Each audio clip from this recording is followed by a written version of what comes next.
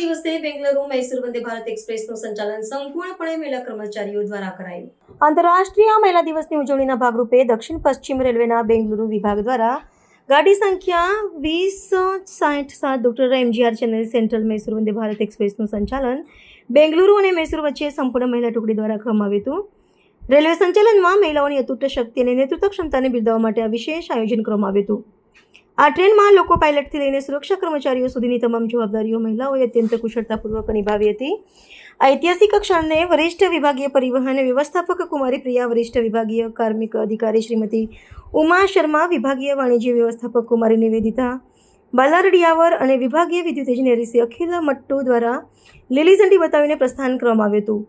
રેલવેના વિવિધ વિભાગોમાં ઉચ્ચ પદો પર કાર્યરત મહિલા અધિકારીઓની ઉપસ્થિતિ અંગે આ પ્રસંગને વધુ ગરિમામય બનાવ્યો હતો. આ અભિયાન દ્વારા સંદેશ આપવામાં આવ્યો છે કે ભારતીય રેલવેના જટિલ તકનીકી અને કાર્યકારી ક્ષેત્રોમાં પણ મહિલાઓ સમાન ભાગીદારી નોંધાવી રહી છે.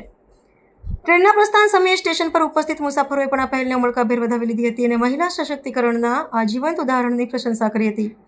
રેલવે વહીવટીતંત્રના જણાવ્યા અનુસાર ભવિષ્યમાં વધુ ટ્રેનો અને સેવાઓમાં મહિલા કર્મચારીઓની ભાગીદારી વધારવા માટે પ્રોત્સાહન આપવામાં આવશે. આ સફળ સંચાલન માત્ર એક દિવસની ઉજવણી પૂરતું મર્યાદિત નથી, પરંતુ તે દેશના પરિવહન ક્ષેત્રે આવનારા ક્રાંતિકારી પરિવર્તનનો અને નારી શક્તિના વધતા પ્રભાવનું પ્રતીક છે.